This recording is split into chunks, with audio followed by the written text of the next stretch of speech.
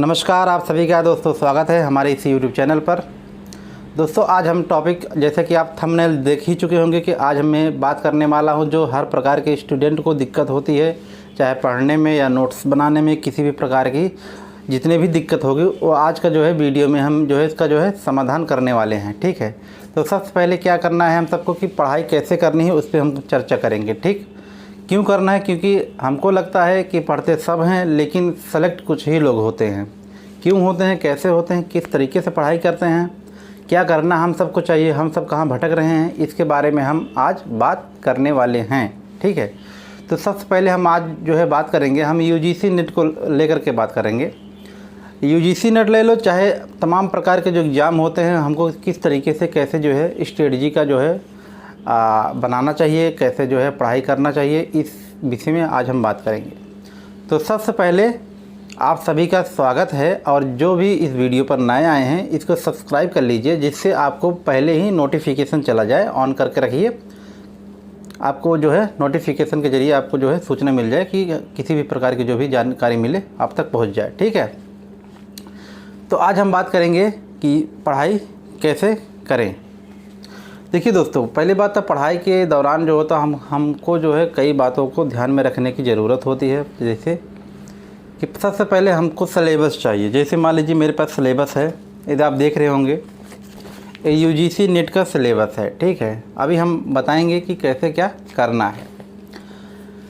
इसको लेने के बाद सबसे पहले आपको चाहिए किसी भी जो एग्ज़ाम, मान लीजिए कि हम यूजीसी नेट की बात कर रहे हैं तो यूजीसी नेट में आप पीवाईक्यू लेंगे। अब पीवाईक्यू आपको पता होगा, अगर नहीं पता होगा तो मैंने इसका वीडियो, शॉर्ट वीडियो मैंने बनाया है कि पीवाईक्यू मतलब कहाँ से कैसे करें, कौन सा बेस्ट है। ठीक है, इसके बारे में मैंने वीडियो बना दिया है। ठीक है, अब क्या करना है कि इसको जो है पीवाईक्यू अगर previous year question paper solve करेंगे तो आपको लगेगा कि क्वेश्चन किस किस टॉपिक से आ रहा है। ठीक है, इससे हमको जो है टॉपिक का एरिया पता चलता है कि टॉपिक अगर मान लीजिए प्लेट टेक्टोनिक पूछ रहा है तो कहाँ से कहाँ तक डीपली पूछ रहा है। ठीक है, महाद्वीपीय विस्थापन सिद्धांत पूछ रहा है, कहाँ तक पूछ रहा है। वेबर का सिद्धांत पूछ रहा है, क्रिस्टालर का सिद्धांत पूछ रहा है, कहाँ से पूछ रहा है, कैसे पूछ रहा है। जो टॉपिक सिलेबस में नहीं दिया है वो भी पूछ रहा है कि नहीं पूछ रहा है, ये भी हमको ध्यान देना है।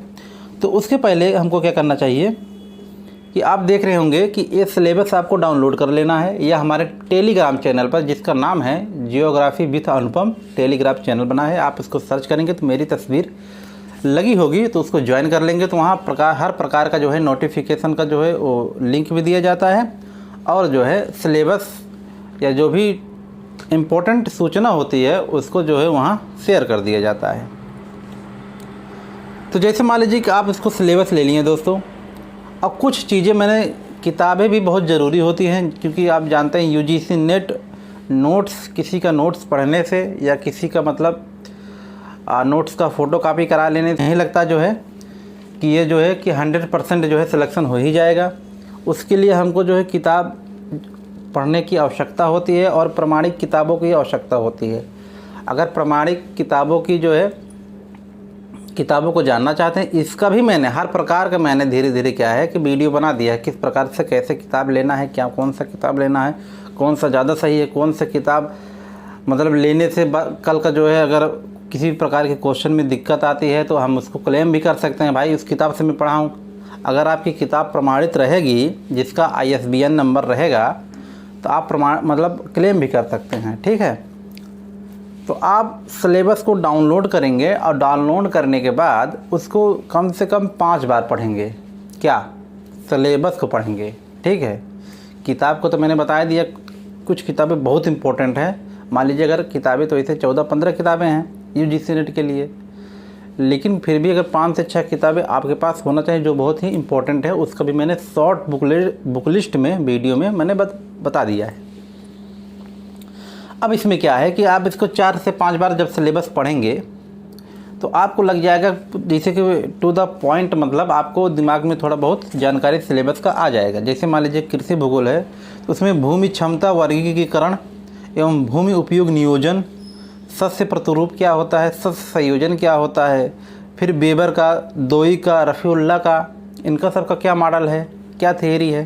ठीक, वान थ्यूनियन का क्या है, तो इसमें सब दिया सिलेबस, तो आपको पता चल जाएगा कि मुझे जो सस्य संयोजन जो है, सस्य प्रतिरूप, फिर वेबर का, दोई का, रफ़ीउल्लाह का, ठीक है, वान थ्यूनियन का क्या मॉडल है, ये मतलब आपको पता चल जाएगा कि मेरे सिलेबस में है।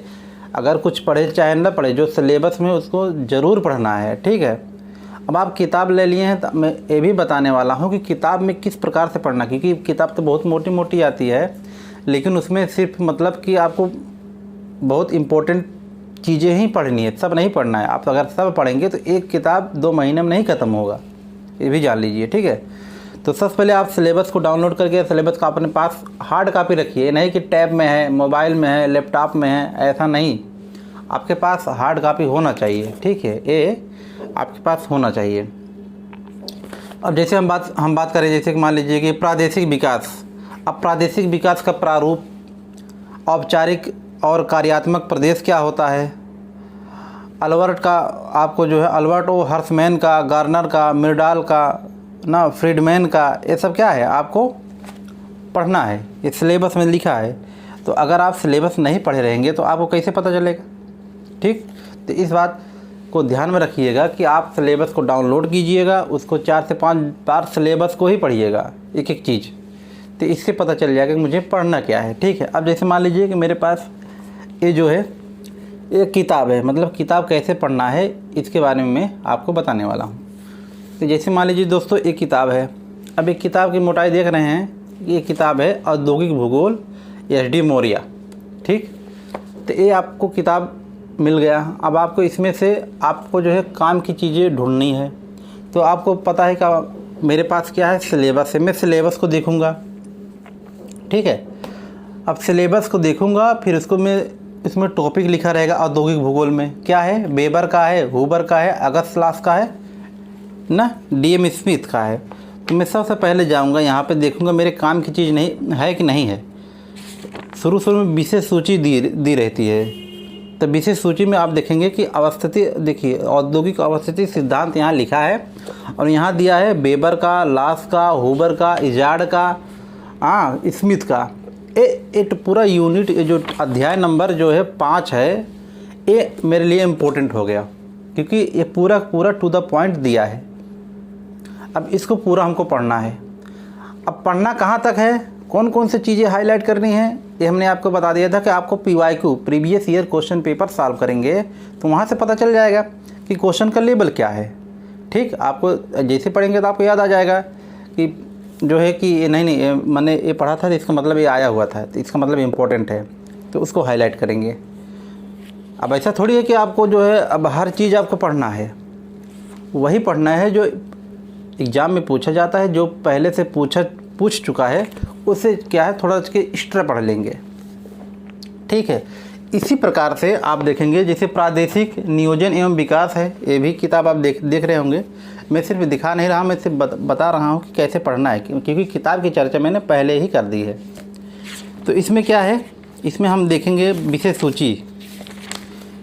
सूची देखेंगे, तो इसमें क्या है, इसमें भी विभिन्न प्रकार का जो है, जैसे औद्योगिक अवस्थिति सिद्धांत दिया है, और नगरीय आंतरिक संरचना के सिद्धांत दिया है। सिद्धांत में हमको तीनों इम्पोर्टेंट है, जैसे कोसेंट्रिक जोन थ्योरी बर्गेस का 1925 में है, इसको इम्पोर्टेंट है, ये पढ़ना है। फिर इसके बाद दिया है सेक्टर थ्योरी होमर होयट का 1939 में, इसको भी पढ़ना है। फिर इसके बाद मल्टीपल न्यूक्लाई थ्योरी, ये है क्या, उलमैन हैरिस का है 1945 में, इसको भी इम्पोर्टेंट है, ये भी पढ़ना। ये तो दिया है टॉपिक, मतलब विशेष सूची देखेंगे तो यहाँ लिखा गया है। तो इसी प्रकार से आप सिलेबस मिलाएंगे, कौन सा टॉपिक कहाँ कहाँ है, ठीक है, इसको ध्यान में रखेंगे, उसी को ज़्यादा हाईलाइट पढ़ना है। अगर उसके बाद आपके पास समय बच रहा है तो थोड़ा एक्स्ट्रा में आप पढ़ लेंगे, ठीक है। इसी प्रकार के हर किताब, चाहे जियोमॉर्फोलॉजी है, चाहे ओशनोग्राफी हो, चाहे क्लाइमेटोलॉजी हो, चाहे इन्वायरमेंटल ज्योग्राफी हो, चाहे पॉपुलेशन ज्योग्राफी हो, चाहे सेटलमेंट ज्योग्राफी, मतलब किसी भी यूनिट का ऐसे ही पढ़ना है, सिलेबस को रख करके, सिलेबस को याद करके, सिलेबस को पॉइंट देख करके, हेडिंग देख करके।